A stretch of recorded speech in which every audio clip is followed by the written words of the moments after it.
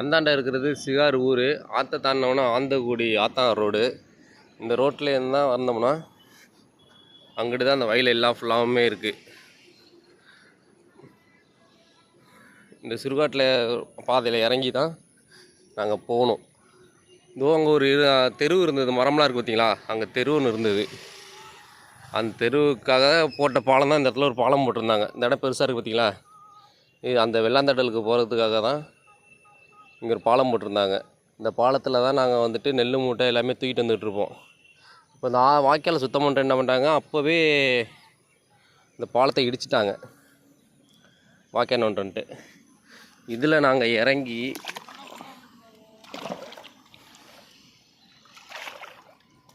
இதில் ஆம்பளைங்க பொம்பளைங்க எல்லாமே இதில் இறங்கி இப்படி தான் நாங்கள் கடந்து போகணும்.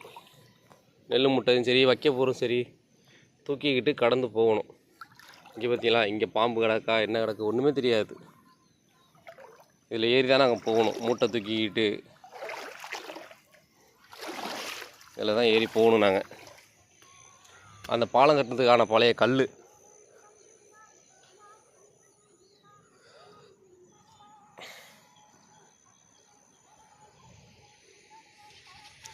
பழைய கல்லெல்லாம் அப்படியே தான் கிடக்கு. பாலம் கட்டினதுக்கான அலையறதுக்கான கல்லெல்லாம் இங்கே தான் கிடக்கு.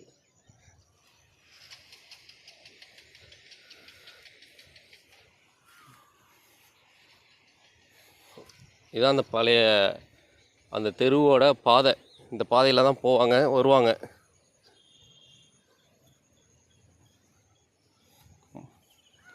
இப்படியே தான் நாங்கள் போயிட்டு வந்துக்கிட்டு விவசாயம் பார்த்துக்கிட்டு இருக்கோம். இதில் ஒரு என்னாச்சுங்கன்னா, இந்த வருஷம் குருவை நல்லா வந்துடும் அப்படின்னு நினச்சி வருஷம் வருஷம் குருவை போடுவோம். இந்த வருஷமும் குருவை போட்டிருக்கோம். இந்த வருஷம் குருவை போட்டதில் என்னாச்சுன்னா, எங்கே பார்த்தாலும் வயலில் வந்துட்டு குருத்து பூச்சி அடித்து எல்லாமே கருக்காவாக போயிடுச்சு. அது வேறு இல்லாமல் புகையாக வேறு அடிச்சிடுச்சு. இந்த மருந்து வாங்கி அடிங்க நல்லாயிடும், அந்த மருந்து வாங்கி அடிங்க நல்லாயிடும். எந்த மருந்து எதுக்கு அடிக்குன்னு தெரியாமல் எல்லா மருந்து அடிக்க வேண்டியதாக இருக்குது. புகையாக அடிச்சிருக்குங்க, இந்த மருந்து அடிங்க. குருத்து பூச்சி அடிச்சிருக்கு, இந்த மருந்து அடிங்க. அடித்து என்ன பண்ணுறது, பாதி நெல் பாதி கருக்காக போயிடுச்சு.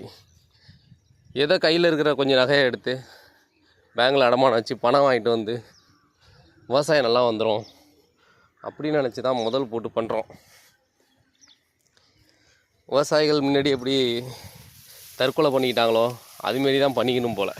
இங்கே பாருங்கள், ஃபுல்லாக கற்காகி போச்சு. எதுனே தெரியல, எல்லாம் கற்கா. புகையை அடித்து ஒன்றுமே இல்லாமல் என்ன பண்ணுறதுனே தெரியல. எல்லாமே புகையை அடித்து போச்சு. நிரந்தரமாக அடிச்சிருக்கு அப்படியே புகையாக. இந்த வயல் ஃபுல்லாக புகையாக போயிட்டுங்களா.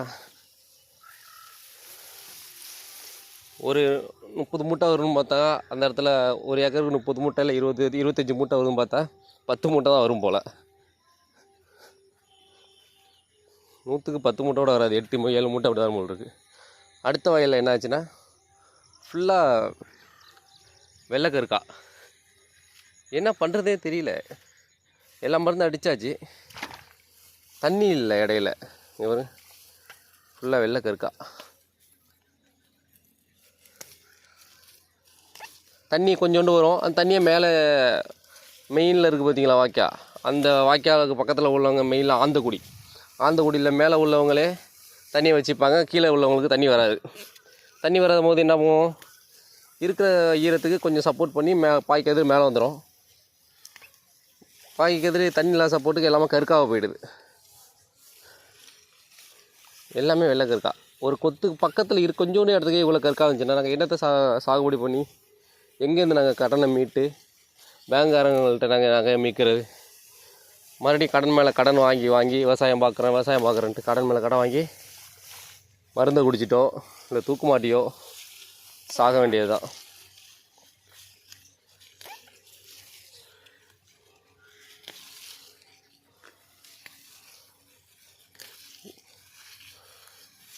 பாருங்கள், எல்லாமே வெள்ளைக்கருக்கா நிரந்தரமாக அடித்து வச்சுருக்கு.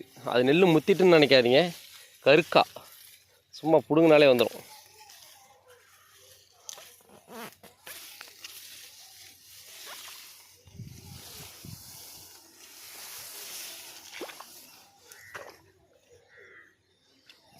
வெறும் ஃபுல்லாக புகையை அடிச்சிச்சு இந்த வயல். இந்த வயலுக்காரங்க வயல் பக்கமே வர்றதில்ல புகையை அடித்ததுனால. அதுமாரி பக்கத்தில் வயலுக்கு வந்து அவங்களும் வயலுக்கு வரதே இல்லை புகையை அடித்ததுனால. கடனை வாங்கியாச்சு, பேங்க்லேருந்து கடனை வாங்கியாச்சு, கையில் இருக்க காசும் போட்டாச்சு விவசாயம் பண்ணிவிடலான்ட்டு. லாஸ்ட்டில் விவசாயமும் கை கொடுக்கல.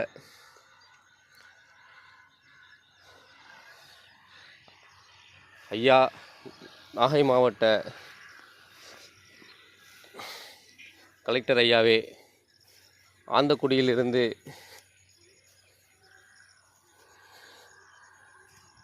தெற்கு பக்கமாக அமைந்திருக்கும் வயல்களுக்கு தடுப்பணை இல்லை ஐயா. தடுப்பணை இல்லாத காரணத்தினால இந்த சைடில் வர தெற்கு பக்கமாக வர பயிர்களுக்கு தண்ணி வைக்க முடியலங்க.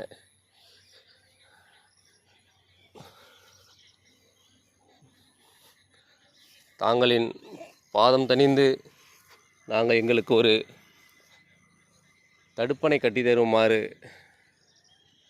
கேட்டுக்கொள்கிறோம் ஐயா.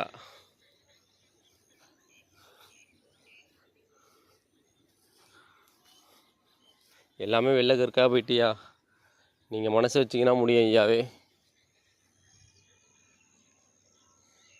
இவ்வளோ சாகுபடியும் அந்த தடுப்பை நம்பி தான் இருக்குது.